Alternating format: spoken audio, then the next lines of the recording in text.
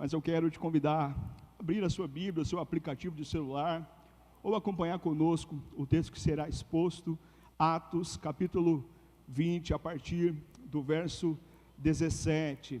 Alguns dias atrás, nós compartilhamos uma mensagem de Lucas relatando um encontro de Jesus com os seus discípulos, e agora Lucas relata um encontro dos discípulos com o discípulo Paulo. Eu quero te convidar a ler esse texto comigo. Prometo que eu serei muito breve, mas eu queria que você mergulhasse e entendesse um pouquinho o quão gostoso é esse encontro e o quão emocionante ele é. Lá no meu trabalho, com alguma frequência, eu não tenho certeza se de 3 ou 4 vezes ao ano, eu recebo uma folha em que eu sou avaliado. Os meus chefes me avaliam e submetem aquela avaliação à minha apreciação e à minha assinatura. E eu me lembro que dentre os critérios que lá estão responsabilidade, pontualidade, compromisso, existe uma série de critérios, mas sempre que essa folha aparece, há um incômodo nos meus colegas, às vezes comigo mesmo, e a gente se sente mal avaliado, mas isso revela o quão dificuldade nós temos de prestar contas, e isso é desde Adão. Adão teve dificuldade de prestar conta a Deus quando ele é convidado a fazer isso. E esse texto, esse encontro, é uma prestação de contas do apóstolo Paulo com os irmãos ali da igreja de Éfeso. Esse texto mexeu muito comigo e eu gostaria que você o lesse nessa noite, em nome do Senhor Jesus. Atos 20, a partir do verso 17. A versão da NVI diz assim: de Mileto, Paulo mandou chamar os presbíteros, os líderes da igreja de Éfeso. Quando chegaram, ele lhes disse: vocês sabem como vivi todo esse tempo em que estive com vocês, desde o primeiro dia até que cheguei à província da Ásia. Eu servi ao Senhor com toda humildade e com lágrimas, sendo severamente provado pelas conspirações dos judeus. Vocês sabem que eu não deixei de pregar-lhes nada que fosse proveitoso, mas ensinei-lhes tudo, publicamente e de casa em casa. Eu testifiquei tanto a judeus como a gregos, que eles precisam se converter a Deus com arrependimento em fé em nosso Senhor Jesus. Agora, compelido, empurrado, espremido pelo Espírito Santo, eu estou indo para Jerusalém, sem saber o que me acontecerá ali. Na verdade, o apóstolo sabia. Eu só sei que em todas as cidades, o Espírito Santo me avisa que prisões e sofrimentos me esperam. Todavia, não me importo, nem considero a minha vida de valor algum para mim mesmo, se tão somente puder terminar a corrida e completar o ministério que o Senhor Jesus me confiou, de testemunhar o Evangelho da graça de Deus. Agora sei que nenhum de vocês, entre os quais passei pregando o reino, verá novamente a minha face. Portanto, eu lhes declaro hoje que estou inocente do sangue de todos, pois não deixei de proclamar-lhes toda a vontade de Deus. O apóstolo começa a nos dar algumas recomendações. Cuidem de vocês mesmos e de todo o rebanho sobre o qual o Espírito Santo os colocou como bispo, como os líderes, como pastores, como supervisores, para pastorear a igreja de Deus, que ele comprou com o seu próprio sangue. Eu sei que depois da minha partida, lobos ferozes penetrarão no meio de vocês e não pouparão o rebanho. E dentre vocês mesmos se levantarão homens que torcerão a verdade, a fim de atrair discípulos. Por isso, vigiem. Lembre-se que durante 3 anos, jamais cessei de advertir cada um de vocês disso, noite e dia com lágrimas. Agora eu os entrego a Deus, a palavra da sua graça, que pode edificá-los e dar-lhes herança entre todos os que são santificados. Não cobicei prata, nem ouro, nem as roupas de ninguém. Vocês mesmos sabem que essas mãos supriram minhas necessidades e as dos meus companheiros. Em tudo o que fiz, eu mostrei-lhes que mediante trabalho árduo, devemos ajudar os fracos, lembrando as palavras do próprio Senhor Jesus, que disse: há maior felicidade em dar do que em receber. Tendo dito isso, ajoelhou-se com todos eles e orou. Todos choraram muito e o abraçaram e o beijaram. O que mais os entristeceu foi a declaração de que nunca mais veriam a sua face.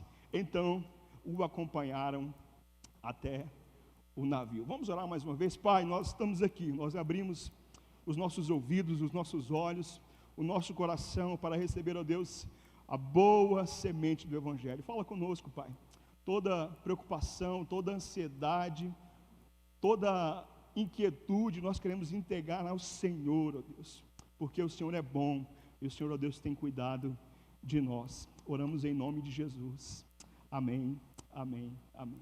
Querido, nós vamos fazer aquele combinado. Cada gole de água você tem a liberdade de dar um glória a Deus. Aí vamos fazer um teste? No começo sempre é bom. Queridos, o apóstolo Paulo está de malas prontas, e ele convida os seus irmãos, os seus amigos, a liderança, aqueles que caminharam com ele na cidade de Éfeso, para um bate-papo. O apóstolo Paulo abre o seu coração e ele decide prestar contas aos seus irmãos. E a primeira coisa que o apóstolo Paulo fala, e eu queria que você fizesse isso nessa noite, que você prestasse conta a si mesmo. Eu entendo que o apóstolo não tinha necessidade de dizer o que ele fez com aquela igreja, de dizer como ele havia caminhado, porque as pessoas o viam, as pessoas o admiravam. A igreja de Éfeso é a igreja mais bem sucedida, é uma boa cidade, era uma boa igreja. O apóstolo Paulo tinha honra, diferente de Corinto, que o apóstolo foi desprezado, não foi sustentado. Em Éfeso, Paulo é amado, é cuidado, e ele exerce um ministério ali muito frutífero. Ele fica ali 3 anos, mas de repente o Senhor inclina o coração de Paulo para deixar aquela cidade. Ele decide chamar os irmãos, certamente num cais ou dentro de um navio, para prestar contas. E eu queria te fazer esse convite nessa noite, que você prestasse conta a si mesmo. Nós vamos cear daqui a pouco, e a ceia nada mais é do que nós olharmos para o nosso coração. É verdade que discernir o corpo, entender, mas olharmos e ver se nós estamos aptos a participar desse tempo, desse momento de comunhão. E eu queria fazer isso com você nessa noite, em nome de Jesus. E a primeira coisa que o apóstolo Paulo fala, que mexe muito comigo, está no verso 19, meu. Se você puder me ajudar, eu quero trabalhar esses, pelo menos 4 versos, como aplicação nessa noite. A primeira coisa que o apóstolo Paulo diz, e eu queria que você avaliasse no seu coração, que você prestasse conta a si mesmo, não a mim, não a essa comunidade, mas é isso: eu servir ao Senhor. Querido, você tem servido ao Senhor?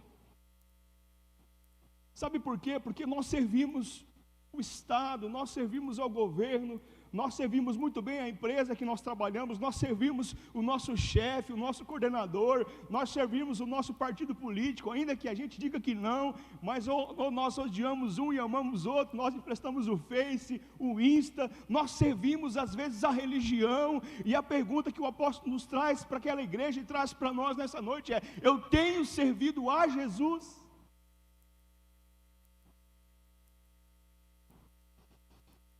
Eu servi ao Senhor com toda a humildade, com lágrimas. Eu fui severamente provado pelas conspirações dos judeus. Quando nós servimos ao Senhor, querido, verdadeiramente, a primeira coisa que nós enfrentaremos são as provações. Não há como caminhar com Jesus. Não se tem notícia de alguém que tenha decidido caminhar com Ele, que não tenha enfrentado provações. Mais adiante, o apóstolo escreve para um jovem chamado Timóteo, dizendo: Timóteo, procura-te, meu filho, apresentar-te como obreiro aprovado, porque você terá provações no seu ministério. Nós teremos provações na nossa caminhada com Jesus cotidianamente. E a resposta que o apóstolo Paulo espera de mim e de você para provações é que nós tenhamos humildade. Eu plantei uma mangueira lá em casa, um pezinho de manga. A prefeitura tem um programa muito legal, que você entra lá, cadastra e você tira mudas no centro de mudas da prefeitura. E eu fui lá peguei uma mangueira, peguei uma goiabeira, mas quando eu estou em casa, eu chego perto da mangueira, eu acredito que ela vai morrer. Depois de um dia de sol, depois de um dia muito quente, a mangueira está com as suas folhas assim. E eu disse para a Letícia, ela não vai sobreviver. E nós jogamos uma água ali, no outro dia aquela mangueira amanhece, ereta, bonita, verde novamente. Assim é a nossa caminhada com Jesus. Eu olhei para aquela mangueira, e às vezes eu olho para ela no final do dia, e eu estou igual a ela, com as folhas murchas, cansadas. Mas quando nós temos humildade, humus, quando o nosso terreno do nosso coração está molhado, humus é de molhado, de humildade, quando o nosso coração tem a capacidade de chorar, de se emocionar, de ter vida, nós levantamos e somos aprovados todas as manhãs, querido. Eu tenho servido ao Senhor, eu tenho tido a capacidade de lidar com essas provações. O apóstolo Paulo diz no verso 20, vocês bem sabem que eu não deixei de lhe pregar nada que fosse proveitoso, mas eu ensinei tudo publicamente e de casa em casa. Nós somos provados e nós somos aprovados diante das provações, quando nós temos humildade. A Bíblia diz que Deus dá graça aos humildes, mas resiste ao arrogante, ao soberbo. E quando nós somos aprovados, nós temos a graça de, como diz o apóstolo Paulo, se levantar para viver, querido, não uma fé de domingo, de templo, de igreja. Ele fala de uma fé pública, de reuniões como essa, mas ele diz de casa em casa. A fé, querido, que não se sustenta na nossa casa, a fé, que essa fé domingueira, domingo, templo, culto, clero, é uma fé muito rasa. Com muita frequência nós recebemos pessoas na nossa comunidade que têm uma obsessão por estar aqui em cima, irmãos. Seja cantando, seja pregando, seja interpretando, mas há uma obsessão. Estar aqui, para algumas pessoas, é como se fosse um status.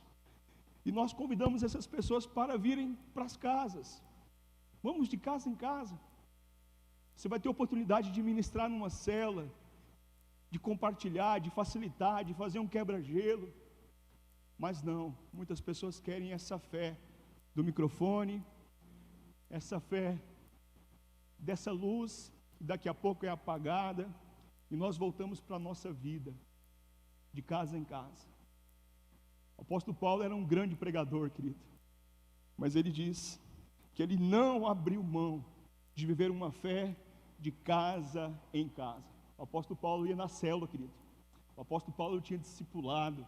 O apóstolo Paulo não abria mão de estar em casa. E nós não abrimos mão disso. Amém, querido? Como comunidade, nós não abrimos mão de viver uma fé que começa na nossa casa. Uma fé que é da plataforma, mas é uma fé que se senta no tapete durante a semana, que descalço compartilha e vive uma fé genuína e verdadeira. Esse é o nosso propósito, querido. Isso é servir a Deus. Eu sou provado, mas eu vivo uma fé que se sustenta lá na minha casa. Eu servi ao Senhor, o apóstolo está dizendo, mas ele diz algo, mexe muito comigo no verso 22, Mel, se você puder me ajudar.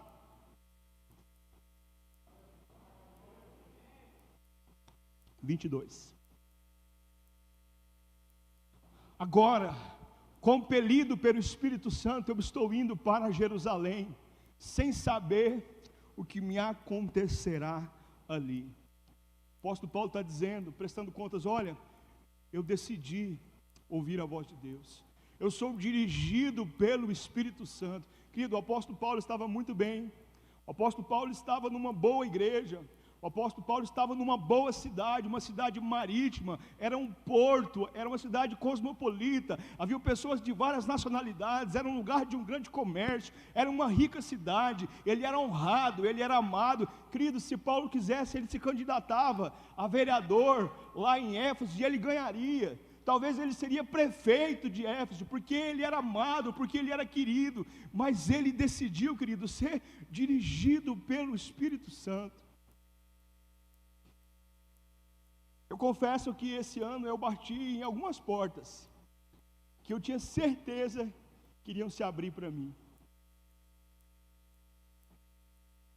E essas portas não se abriram. Mas havia uma oração nos meus lábios. Eu dizia: Senhor, se não for da tua vontade, fecha essa porta. E algumas delas nem se abriram. Algumas se abriram, querido, me convidando para um labirinto. Um labirinto que me distanciaria dessa fé de casa em casa. Um labirinto que me distanciaria da minha família. Mas eram portas que de imediato me trariam muito retorno financeiro, eu estou dizendo, imediato. Mas a minha oração é: Deus, eu quero fazer a sua vontade. O apóstolo está dizendo: olha, eu decidi ouvir a voz do Espírito Santo. E a voz do Espírito Santo é que há uma porta de saída abrindo para mim e eu preciso ir embora. E, querido, eu fico pensando por que Paulo não reuniu na cidade, porque talvez ele seria convencido a ficar ali. E ele marca um encontro num cais, distante da cidade, talvez dentro de um navio, porque ali ele não teria para onde correr, ele está com uma mala pronta, ele está comunicando: olha, eu estou ouvindo a voz de Deus e eu estou saindo. Eu não sei, querido, quais são as frustrações que você carrega esse ano, mas eu quero te convidar a ser dirigido pelo Espírito Santo. Talvez você perdeu, aos olhos naturais, grandes oportunidades nesse ano, mas a minha oração e o meu convite para você é que você ouça a voz de Deus. Será que isso realmente era uma porta de Deus se abrindo na sua vida? Eu quero ser dirigido por esse Espírito. Quem caminha com Jesus, querido, a nossa caminhada com Cristo é uma caminhada de uma ética que se difere a ética do mundo. E quando a gente fala de mundo, parece que a gente é extraterrestre, né? Eu estou dizendo dos valores desse tempo, querido, de um mundo egoísta. E eu me lembro do Tiago dizendo na célula essa semana, dizendo: cara, eu não tinha falta de nada, eu cuido da minha família, eu nunca gastei mais do que eu recebi, eu vivo bem, eu não tenho necessidade, mas eu percebi que eu era um egoísta, que o meu mundo era pequeno, que eu vivia dentro de uma bolha. E ele falava isso e as lágrimas caíam dos olhos.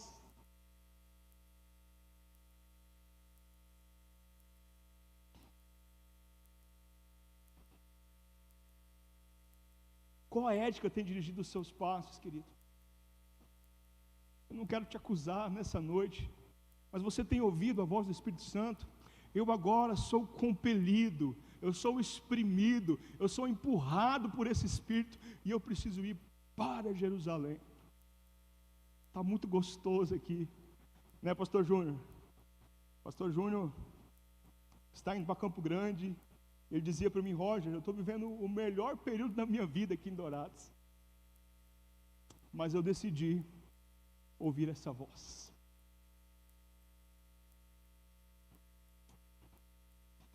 Eu nunca me esqueço de uma aula em que o professor explicou ética com muita simplicidade. Ele disse: ética responde 3 perguntas da nossa vida: quero, posso e devo. Tem coisa que eu quero, mas não posso. Tem coisa que eu posso, mas não devo. Tem coisas que eu quero demais, querido, e eu até posso, mas eu percebo que eu não devo. Tem coisas que eu não quero, eu não posso, e eu tenho que fazer porque eu sou dirigido por esse Espírito.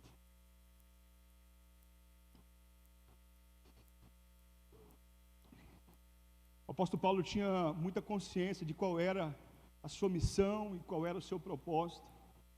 E não havia no coração de Paulo uma arrogância, embora ele fosse um grande homem de Deus. Ele sabia que ele era parte de um projeto de Deus para o mundo. Esse projeto não era exclusivo dele, ele não caminhava sozinho. Deus tem um projeto para a sua vida, minha irmã, meu irmão. Esse projeto não é exclusivo, você faz parte de um corpo ajustado, fomos ministrados hoje de manhã por essa palavra, que nós somos um corpo e que você faz falta. Está dizendo, queridos, eu decidi ser dirigido por esse Espírito. O verso 28, Melry.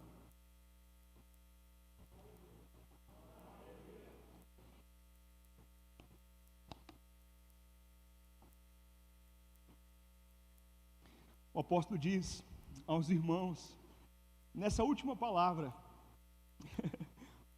uma reunião em que ele diz, olha, é a última vez que eu vou ver o rosto de vocês. São as últimas palavras de um homem para os seus irmãos.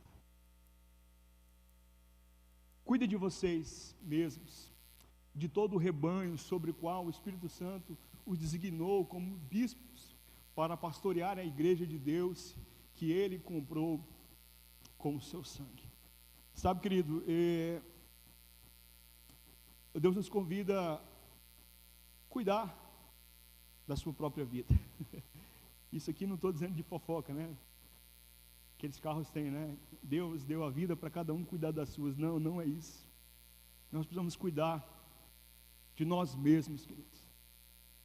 Cuidem de vocês. A Bíblia me ensina que eu sou corpo, eu tenho alma e eu tenho espírito. E cuidar dessas três coisas, querido, nós não podemos terceirizar. Você pode ter o melhor personal trainer, pode contratar o Luciano Simas, mas se você não decidir cuidar da sua carcaça, nós podemos ter o melhor terapeuta, o melhor psiquiatra, o melhor psicólogo, mas se nós não decidirmos cuidar da nossa alma e das nossas emoções. Eu me lembro de uma história de um homem que procurou no século XIX o psiquiatra mais renomado da França. Ele marcou um horário e não tinha horário, ele disse que pagaria o dobro por aquela consulta, e ele sentou naquele divã e ele disse que ele estava muito triste, que havia uma angústia no coração dele, e o psiquiatra, depois de muito ouvi-lo, falou, rapaz, tem um circo bom aqui na cidade, rapaz, está passando um circo, e tem um palhaço lá, você precisa conhecer esse palhaço. E ele continuou dizendo, não, mas você não está entendendo, eu tenho uma angústia no meu coração, eu tenho uma dor, eu tenho uma aflição. Ele falou, rapaz, você precisa ouvir esse palhaço. Ele virou e falou, só tem um problema, eu sou esse palhaço. Às vezes a nossa casca, e isso me assusta, ao ver os grandes humoristas do nosso tempo, o Whindersson Nunes, que tanto nos faz rir, ou pelo menos quem o assiste, depressivo, triste. Eu me lembro do Chico Anísio, irmãos, no final da sua vida, dando uma entrevista para a Veja, um homem amargurado, um homem azedo, brigado com todos os seus filhos, e ele revelava um coração triste. O mestre, talvez o maior humorista do nosso país, era um homem amargurado na sua alma. Você pode ter o melhor pastor, querido, você pode ter o melhor coach, mas se você não decidir cuidar das suas emoções, do seu corpo, da sua alma, eu não posso fazer isso por você. Cuidem de vocês mesmos. Cuidem de vocês mesmos. Mas perceba que Deus te comprou, Jesus te comprou com o seu próprio sangue. Você faz parte da igreja de Jesus, amém? Você não está sozinho, mas decida cuidar de você mesmo. Decida cuidar do seu corpo. Querido, eu adotei uma estratégia de marcar caminhadas com os meus amigos de manhã. Porque se eu decidir no meu coração acordar às 5 horas e ir caminhar, eu não vou. Porque eu viro de manhã, olho para minha esposa, ela está dormindo gostoso, os meus filhos estão dormindo, eu fico em casa. Mas quando eu tenho um compromisso de levantar, encontrar com meu amigo, querido, tem sido um tempo tão bom. Tem sido um tempo tão bom. O meu primeiro compromisso da semana é todo domingo de manhã, um discipulado, às 6 horas da manhã, uma caminhada de oração. Porque eu preciso cuidar do meu corpo. Se eu não fizer isso, ninguém poderá fazer por mim, e eu vou ter que enfrentar o cardiologista, a minha genética não me favorece, mas decida. decida cuidar de você. Mas ele diz mais adiante o seguinte, no verso 32, eu os entrego a Deus, a sua palavra, que pode edificar e dar heranças entre todos os que são santificados. Quando você decidir cuidar de você, lembre-se que você tem igreja, mas lembre-se que você precisa estar em santidade. Querido, nós temos uma dificuldade com essa expressão, a nossa cultura religiosa, o santinho do pau oco, né? A gente criou uma percepção que ser santo é algo inatingível. Ser santo é um processo, querido. Ser santo é um processo que nós nos submetemos à boa, agradável, perfeita vontade de Deus e nós caminhamos, damos passos em direção a Jesus. E Deus não compara a minha caminhada com a caminhada do meu irmão. Ele me convida, como um pai que convida um filho a dar os primeiros passos. E ele vem na frente me segurando. Vem, filho, vamos caminhar comigo. Vamos ser santo. Vamos vencer essa luta. Vamos deixar esse vício. Vamos abandonar essa mentira. Vamos abandonar essa fofoca. Vem, vem, vem que eu te sustento pelas mãos. Vamos ser santos. Porque aquele que nos chamou é santo. Santidade é um processo, querido. Diferente da salvação, que tem a ver com o sacrifício que foi feito na cruz do Calvário. Ela acontece uma vez, é graça. Santidade exige de nós, querido, uma ética. Tem coisa que eu quero, mas não posso. Tem coisa que eu posso, mas não devo. E é muito pessoal, querido. Eu não tenho dificuldade com bebida. Não tenho. Não me sinto atraído quando alguém abre uma cerveja na minha frente. Para mim não faz diferença. Mas tem pessoas que precisam distanciar dessa mesa de bebida. Eu não tenho dificuldade com cartas, mas eu conheço pessoas que perderam casa, perderam tudo que tinha no truco. Para mim não faz sentido. Santidade. Deus vem sustentando as nossas mãos e a gente vai dando passos em direção a Ele. Eu cuido de mim, eu percebo que eu sou igreja, que eu sou corpo, que eu não estou sozinho, mas que eu preciso caminhar em direção a Jesus em santidade. Amém? Quantos estão comigo nessa noite? Cuida de você, querido. Você não está sozinho. A santidade é algo que atinge o nosso corpo, atinge a nossa alma, as nossas emoções e atinge o nosso espírito, aquilo que nos diferencia de todos os animais. Deus soprou vida sobre nós e nós podemos ser santos, porque Ele é santo. Amém? Ele nos comprou com o seu sangue, querido. Nós podemos ser santos porque Ele o é.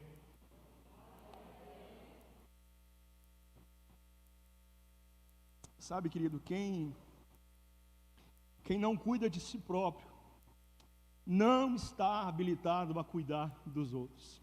Eu sei que essa parece uma afirmação muito forte, mas quem não cuida de si mesmo, querido, oferece o risco de machucar o próximo, de ferir o próximo. Nós somos habilitados a cuidar do próximo, quando nós decidimos antes cuidar de nós mesmos. E é isso que o texto continua dizendo, no verso 35, Mary. Em tudo o que fiz, eu mostrei a vocês que mediante trabalho árduo, nós devemos ajudar os fracos. Lembrando as palavras do próprio Senhor Jesus, que disse, há maior felicidade em dar do que receber. Quando nós cuidamos de nós, do nosso coração, do nosso espírito, do nosso corpo, nós estamos habilitados, querido, a ajudar os outros, a cuidar dos outros. Alguém já disse que o novo eu te amo é cuidar. Cuidar é o novo eu te amo. Em tempos de textão na internet, em tempo em que essa expressão eu te amo ficou tão vulgarizada, o cuidar é o novo eu te amo. Nós decidimos cuidar dos fracos. Nós decidimos amar as pessoas que estão à nossa volta. E quando nós fazemos isso, querido, em nome de Jesus, quando nós fazemos isso sem esperar o reconhecimento, a troca, os aplausos, o apóstolo Paulo diz que nós temos alegria, querido. Quando nós exercemos esse cuidado, em nome de Jesus, para Ele, porque nós recebemos, porque fomos cuidados, porque cuidamos de si, há alegria em nosso coração, querido. Eu confesso que Meu coração anda transbordante de alegria. Eu não sei se eu prego ainda esse ano, mas eu queria registrar a minha gratidão a essa igreja, aos meus pastores. Eu queria registrar a minha gratidão à minha célula. Eu nunca fui tão amado como eu fui esse ano, querido. E os irmãos sabem do que eu estou dizendo, né? De uma simples canja de galinha, quando tive Covid, a oferta muito generosa, quando o meu carro estragou, quando o meu motor fundiu, e isso de forma muito anônima, querido, muito anônima. Alguns dias atrás eu estava no meu carro, eu fui orar com uma pessoa, e eu recebi a mensagem de um irmão, com quem eu tenho muito pouco contato, dizendo que estava depositando, aliás, ele me mandou o comprovante de um Pix, muito generoso. Eu estava indo na oficina, para ver como é que ficaria a situação do meu carro, e querido, naquela hora eu comecei a chorar, porque era Deus dizendo que cuida de mim, através dos meus irmãos. Sou muito grato a Deus, pela vida dessa comunidade. Eu quero dizer que eu tenho sido cuidado nesse local, e eu fico feliz de ver como esse cuidado tem se multiplicado na vida dos nossos irmãos, das nossas irmãs, de forma anônima, querido. Tesoureira não fica sabendo disso. Pouquíssimas pessoas ficam sabendo disso. Isso ocorre porque nós temos alegria em abençoar. Amém, querido? Eu cuidei, eu ensinei a cuidar. O apóstolo Paulo está dizendo, e essa expressão, querido, é muito forte. Há maior felicidade em dar do que receber. Sim, querido, é melhor dar do que viver em busca das riquezas. É isso que Jesus diz. É melhor você dar, você compartilhar, você repartir, do que você viver alucinado em busca das riquezas. Isso não é utopia de vida, não. Isso é Jesus dizendo. O problema não é o que nós temos no bolso, ou a quantidade que nós temos no nosso bolso, mas é quando nós carregamos isso no nosso coração, querido. O problema não é você possuir dinheiro, mas você ser possuído por ele. O dinheiro é uma bênção, querido, mas ele pode ser também uma maldição, quando ele passa a dirigir as nossas vidas, o nosso tempo, a nossa agenda e as nossas decisões. A maior alegria, a felicidade, a contentamento em dar do que receber. Eu cuidei de vocês, o apóstolo Paulo disse, mas eu também fui cuidado. Generosos como Jesus. É o desafio de ser igreja. A generosidade implica em nós alguns sacrifícios, mas que trarão alegria, felicidade ao nosso coração. Amém? Você crê nisso nessa noite? Eu creio, querido. Eu creio. Eu creio que Deus pode multiplicar essa graça e essa alegria em nosso coração. Eu quero chamar o pessoal do louvor. Esse texto é muito lindo, querido. Nos versos 36, Mel, e 37, para a gente orar.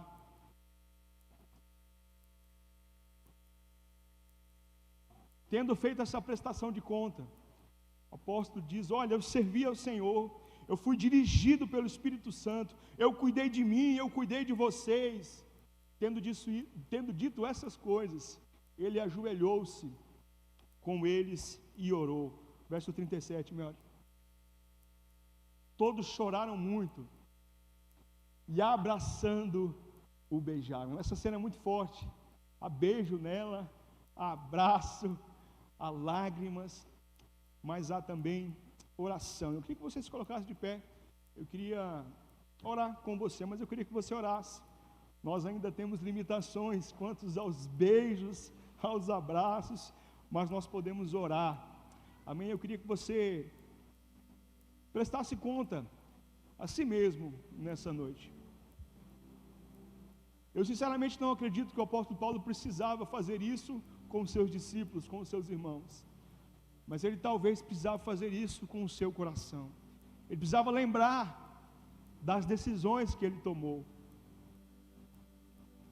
Ele precisava trazer para si a responsabilidade de que a decisão era dele, de que ele decidiu servir o Senhor, de que ele decidiu ouvir essa voz, que ele decidiu cuidar dos outros e cuidar de si mesmo. Eu queria que você fizesse isso. Nós vamos ceiar daqui a pouco. E esta prestação de conta é com você, é com o seu coração.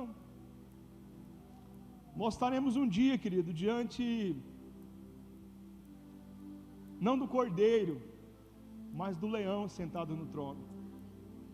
E nós iremos prestar conta daquilo que nós temos de mais importante, que é a nossa vida. Jesus soprou o ar, vida sobre nós. E nós um dia prestaremos conta do que nós fizemos com ela. Você não vai ter como apresentar o seu extrato lá naquele dia, mas você vai poder dizer o que a sua vida gerou na vida de outros. Eu decidi servir ao Senhor, eu decidi ouvir essa voz, eu decidi amar e cuidar das pessoas.